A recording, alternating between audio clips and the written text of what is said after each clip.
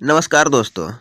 तो दोस्तों आज के इस सेशन में बात करेंगे हम लोग गति और वेग से कुछ महत्वपूर्ण क्वेश्चन जो कि इस वीडियो में बताए गए हैं। तो चलिए वीडियो को स्टार्ट करते हैं।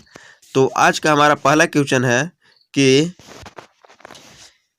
बोल रहा है कि किसी निर्दिष्ट दिशा में किसी वस्तु की गति को क्या कहा जाता है। गति कहा जाता है या विस्थापन कहा जाता है या वेग कहा जाता है या चाल कहा जाता है। तो पहला नंबर क्वेश्चन का राइट आंसर हो जाएगा हमारा ऑप्शन नंबर डी AC यानी वेग कहा जाता है। किसी निर्दिष्ट दिशा में किसी वस्तु की गति को वेग कहा जाता है। इसके बाद में अगला क्वेश्चन है 2 नंबर क्वेश्चन है कि किसी पिंड का वेग समरूप कहा जाता है जब वेग का सिर्फ मान नियत हो, वेग का सिर्फ दिशा नियत हो, वेग का मान और दिशा दोनों नियत हो, वेग का मान और दिशा दोनों परिवर्तन हो। तो 2 नंबर क्वेश्चन का राइट आंसर हो जाएगा आपका ऑप्शन नंबर सी यानी वेग का मान और दिशा दोनों नियत हो। इसके बाद में अगला क्वेश्चन देखते हैं 3 नंबर कि निरंतर शक्ति प्रदान करने वाली किसी मशीन के द्वारा कोई पिंड को एक सरल रेखा में चलाया जाता है। 30 सेकंड में पिंड द्वारा तय की गई दूरी निम्न के समानुपाती होगी। यानी यहाँ पे ऑप्शन दे दिया है। ऑप्शन है टी के पावर 5/2, टी के पावर 1/2, टी के पावर 3/2। तो 3 नंबर क्वेश्चन का राइट आंसर हो जाएगा हमारा टी के पावर 3/2, यही हो जाएगा राइट आंसर। इसके बाद में अगला क्वेश्चन देखते हैं कि जब एक पर्यवेक्षक के सापेक्ष समय के साथ वस्तु की स्थिति लगातार बदलती जा रही है तो कहा जाता है कि वह शून्य वेग पर है। बी नंबर बोल रहा है कि कहा जाता है कि वह गतिशील है। सी कह रहा है कि कहा जाता है कि उससे कुछ दूरी तय की है। और डी कहा जाता है कि वह आराम की स्थिति में है। तो ये 4 नंबर क्वेश्चन का राइट आंसर हो जाएगा आपका ऑप्शन नंबर बी यानी कहा जाता है कि वह गतिशील है। इसके बाद में अगला क्वेश्चन बोल रहा है कि किसी वस्तु का त्वरण इसके ... में प्रति इकाई समय में हुआ परिवर्तन है। यानी ऑप्शन दिया है वेग, बल, संवेग, विस्थापन। तो किसमें मतलब हुआ परिवर्तन, मतलब इसका समय में हुआ परिवर्तन है। तो इसका 5 नंबर क्वेश्चन का राइट आंसर हो जाएगा ऑप्शन नंबर ए यानी वेग में प्रति इकाई समय में हुआ परिवर्तन है। यानी यहाँ पे भरा जाएगा किसी वस्तु का त्वरण इसके वेग में प्रति इकाई समय में हुआ परिवर्तन है। यानी हमारा राइट ऑप्शन हो जाएगा ऑप्शन नंबर ए यानी वेग। इसका सही जवाब हो जाएगा वेग। इसके बाद में अगला क्वेश्चन देखते हैं 6 नंबर कि निम्नलिखित में से कौन सा एक वेक्टर मात्रा है। समय, तापमान, दूरी, वेग। तो 6 नंबर क्वेश्चन का राइट आंसर हो जाएगा आपका ऑप्शन नंबर डी यानी वेग। इसके बाद में अगला क्वेश्चन है कि फ्रेम के संदर्भ में जो समय का फंक्शन है एक वस्तु की स्थिति में परिवर्तन की दर क्या है, उसे क्या कहा जाता है। यांत्रिकी, वेक्टर, वेग, परिमाण। तो 7 नंबर क्वेश्चन का राइट आंसर हो जाएगा आपका ऑप्शन नंबर सी यानी वेग कहा जाता है, यानी वेग कहा जाता है। इसके बाद में अगला क्वेश्चन है 8 नंबर क्वेश्चन है कि समय के साथ किसी वस्तु का वेग दिखाने वाले ग्राफ को क्या कहा जाता है। वेग समय ग्राफ, वेग विस्थापन ग्राफ, वेग गति ग्राफ, वेग दूरी ग्राफ। तो इसका राइट आंसर हो जाएगा वेग समय ग्राफ। इसके बाद में अगला क्वेश्चन है 9 नंबर क्वेश्चन है कि शून्य त्वरण का अर्थ है वेग का वस्तु का वेग स्थिर हो, वस्तु का वेग कम हो, वस्तु का वेग शून्य हो, वस्तु का वेग बढ़ जाता हो। तो 9 नंबर क्वेश्चन का राइट आंसर है आपका ऑप्शन नंबर ए यानी वस्तु का वेग स्थिर हो, यही हमारा राइट आंसर हो जाएगा। इसके बाद में अगला क्वेश्चन देखते हैं कि धनात्मक त्वरण का अर्थ है वस्तु का वेग कम हो, वस्तु का वेग स्थिर हो, वस्तु का वेग बढ़ जाता हो, वस्तु का वेग शून्य हो। तो इसका राइट आंसर हो जाएगा ऑप्शन नंबर सी यानी वस्तु का वेग बढ़ जाता हो। धनात्मक त्वरण का अर्थ है वस्तु का वेग बढ़ जाता हो। इसके बाद में अगला क्वेश्चन है 11 नंबर क्वेश्चन बोल रहा है कि गति का द्वितीय समीकरण है S बराबर ut plus half at, v बराबर u प्लस at, s बराबर ut square plus half at या s बराबर ut plus half at square. तो 11 नंबर क्वेश्चन का राइट आंसर हो जाएगा आपका ऑप्शन नंबर डी s बराबर ut plus half at square, यही हो जाता है गति के द्वितीय समीकरण। इसके बाद में अगला क्वेश्चन देख रहे हैं क्या है कि शून्य से स्वतंत्र रूप में गिरने वाली वस्तु में एक मतलब समान गति होती है, समान बल होता है, समान त्वरण होता है, इनमें से कोई नहीं। तो इसका राइट आंसर हो जाएगा समान त्वरण होता है, यानी ऑप्शन नंबर सी। इसके बाद में अगला क्वेश्चन देखते हैं कि वह भौतिक राशि जो कभी भी ऋणात्मक नहीं हो सकती है, दूरी, बल, त्वरण या वेग। तो इसका राइट आंसर हो जाएगा ऑप्शन नंबर सी, यानी वह भौतिक राशि जो कभी भी ऋणात्मक नहीं हो जाती है वह है त्वरण नहीं होगा, इसका राइट आंसर हो जाएगा दूरी, यानी ऑप्शन नंबर ए हमारा सही हो जाएगा। इसके बाद में 13 नंबर का राइट आंसर ए हो जाएगा, ऑप्शन नंबर ए। इसके बाद में अगला क्वेश्चन देखते हैं कि एक पिंड यू वेग से ऊर्ध्वाधर रूप से एक फर्श से टकराता है तथा उसी गति से उछलता है, गति में परिवर्तन होगा 2u की होगा 0 की u या -2u। तो इसका राइट आंसर हो जाएगा आपका ऑप्शन नंबर डी, यानी -2u।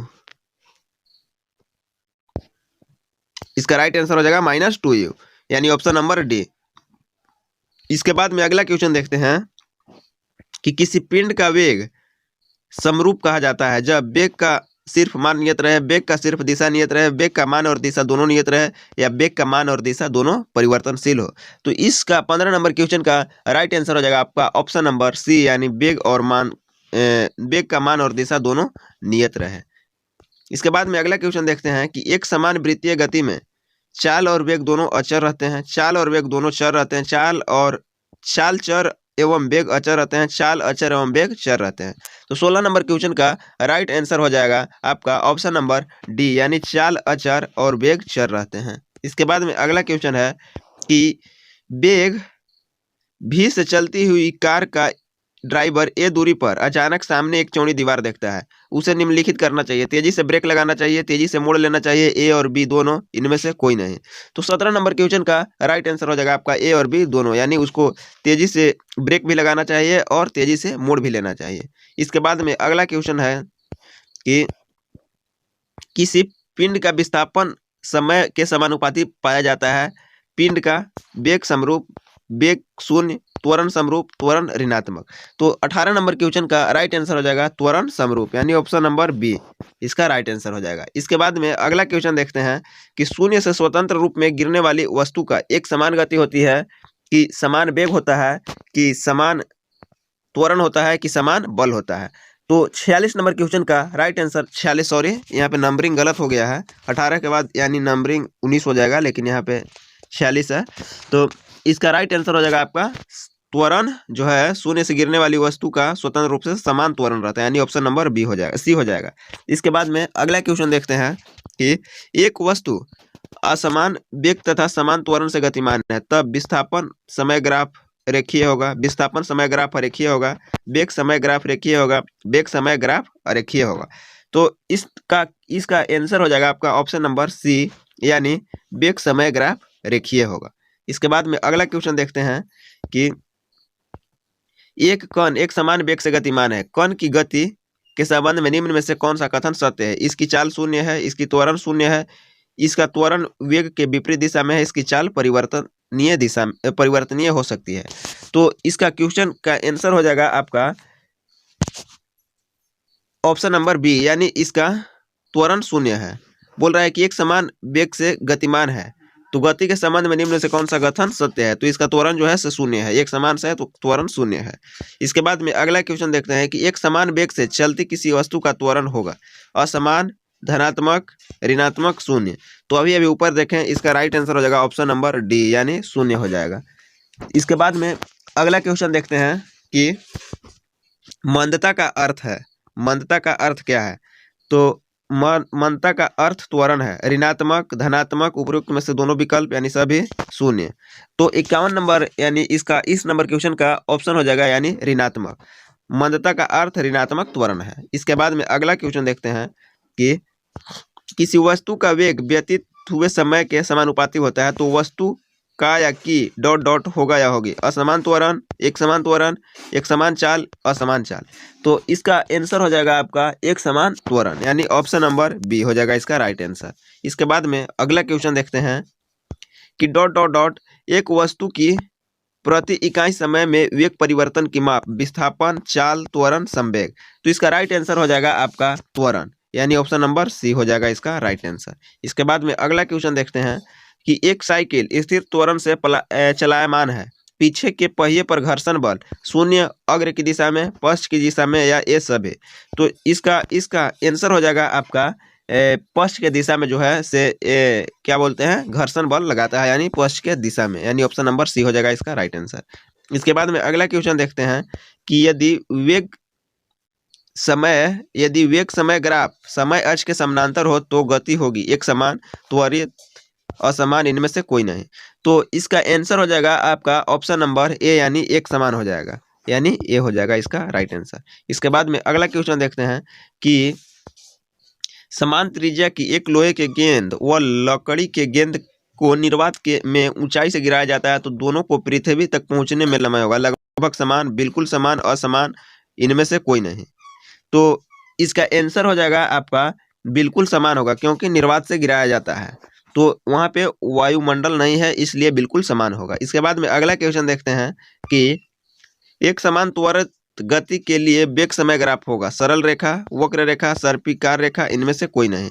तो इसका राइट आंसर हो जाएगा आपका ऑप्शन नंबर ए, यानी सरल रेखा हो जाएगा। इसके बाद में अगला क्वेश्चन देखते हैं कि चाल दूरी और समय का सही संबंध है। तो चाल दूरी और समय का सही संबंध एस बराबर डी बाई टी, या एस बराबर डी बटा टी, या एस बराबर डी गुने टी, या एस बराबर डी माइनस टी। तो इसका राइट आंसर हो जाएगा एस बराबर डी बटा टी, यही हमारा राइट आंसर हो जाएगा, यानी ऑप्शन नंबर बी। इसके बाद में अगला क्वेश्चन देखते हैं कि तत्कालिक वेग और औसत वेग तब बराबर होते हैं जब वस्तु एक समान त्वरण हो, एक वृत्त में चल रहा हो, में परिवर्तन हो, जब वस्तु में परिवर्तन हो, जब वस्तु में शून्य त्वरण हो। तो इसका राइट आंसर हो जाएगा आपका ऑप्शन नंबर डी, यानी शून्य में त्वरण हो। तत्कालिक वेग और औसत वेग में तब बराबर होते हैं जब वस्तु में शून्य त्वरण हो। इसके बाद में अगला क्वेश्चन देखते हैं कि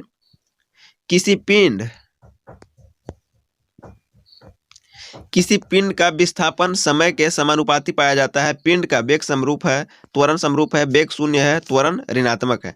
तो इसका राइट आंसर हो जाएगा आपका ऑप्शन नंबर ए, यानी वेग समरूप है। इसके बाद में अगला क्वेश्चन देखते हैं कि मुक्तावस्था में गिरते हुए एक पिंड द्वारा तय की गई दूरी समानुपाती होती है, पिंड की मात्रा, गिरने का समय का वर्ग, गुरुत्वाकर्षण के कारण त्वरण का वर्ग। तो इसका राइट आंसर हो जाएगा आपका ऑप्शन नंबर सी, यानी गिरने का समय का वर्ग, यानी ऑप्शन नंबर सी। इसके बाद में अगला क्वेश्चन देखते हैं कि 5 किलोग्राम की वस्तु पर 40 न्यूटन का बल लगाने का प्राप्त त्वरण निम्न होगा: 8 मीटर पर सेकेंड स्क्वायर, 80 मीटर पर सेकेंड स्क्वायर, 10 मीटर पर सेकेंड स्क्वायर, 50 मीटर पर सेकेंड स्क्वायर। तो इसका राइट आंसर हो जाएगा आपका ऑप्शन नंबर ए, यानी 8 मीटर पर सेकेंड स्क्वायर। इसके बाद में अगला क्वेश्चन देखते हैं कि एक भीड़ भाड़ वाली सड़क पर एक बस की गति, मतलब डॉट डॉट डॉट गति का उदाहरण है। किस गति का उदाहरण है? असमान गति, समान गति, वृत्तीय गति, या एक अपने से ऑप्शन कोई भी ले लीजिए, ऑप्शन कोई भी ले लीजिए, यानी ऑप्शन कोई भी एक अपना से ले लीजिए, असमान, वृत्तीय या रेखीय गति भी ले लीजिए, कोई भी गति आप अपने से ले लीजिए। तो इसका राइट आंसर हो जाएगा आपका ऑप्शन नंबर ए, यानी असमान गति का ये उदाहरण है। इसके बाद में अगला क्वेश्चन है कि यदि वेग समय ग्राफ समय अक्ष के समानांतर हो तो वस्तु नियत वेग से चल रही है, इसकी त्वरण शून्य है, ग्राफ का क्षेत्रफल निकल कर इसके विस्थापन का मान निकल जाता है, उपर्युक्त सब है। तो इसका राइट आंसर हो जाएगा आपका ऑप्शन नंबर ए, यानी वस्तु नियत वेग से चल रही है। इसके बाद में अगला क्वेश्चन देखते हैं। अगला क्वेश्चन नहीं, यहीं पे हमारा सेशन समाप्त होता है। तो वीडियो कैसा लगा कमेंट में ज़रूर बता। अगर वीडियो अच्छा लगा हो तो वीडियो को लाइक और चैनल को सब्सक्राइब जरूर कीजिएगा। तो धन्यवाद, फिर से मिलते हैं अगले वीडियो में, तब तक के लिए धन्यवाद।